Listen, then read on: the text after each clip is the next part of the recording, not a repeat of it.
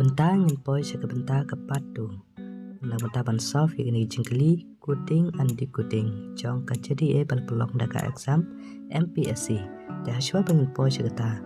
Naga benta ki perlok ke barang thamai ha una channel. Please don't forget to like, subscribe and click the bell icon so that you won't miss our upcoming videos. Benta ngin poi sa kwai pat ka jingkeli ke nambar ke baca spa at pewar ke bong.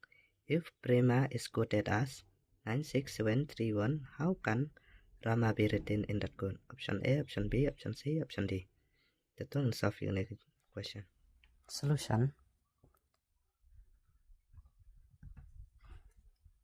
If Prema, P-R-E-M-A, is written as 9, 6, 7, 3, and 1. How can Rama be written?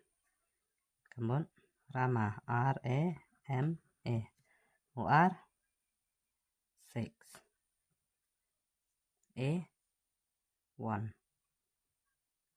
M, 3, A again, 1. Take a final answer hang ne 6131. 6131. Option B is the correct answer. Tanya ni poi pat siya kawai pat ka jingkeli nambar ka bajispa arpeulai kabang in a certain code language 278 means run very fast, 853 means come back fast, and 376 mean run and come. Then back may be represented by the digit option A, option B, option C, option D.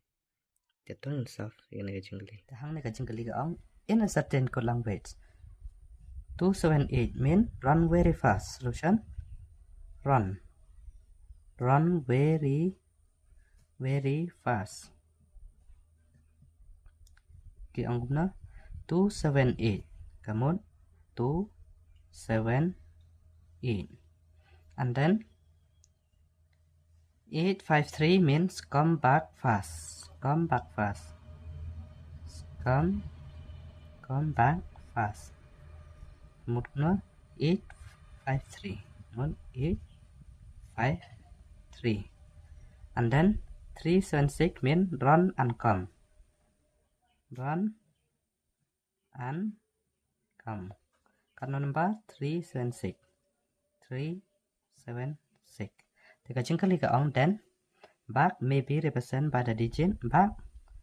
Come on, hang no back here. Come on, 5.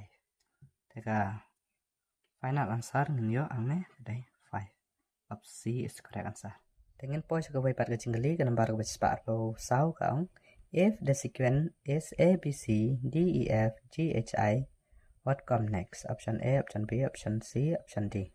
Don't solve the equation. Aku minta jong ka jingkeli ngin pelon kam daki neki alphabet A, B, C, D, E, F, G, tatar hatu usen. Teka jingkeli ka on if the sequence is A, B, C, kemun A, B, C, D, E, F, and G, H, I. Teka jingkeli ka on what come next? Kemun J, K, L. Teka answer hang ne J, K, L. Kemun option B is the correct answer.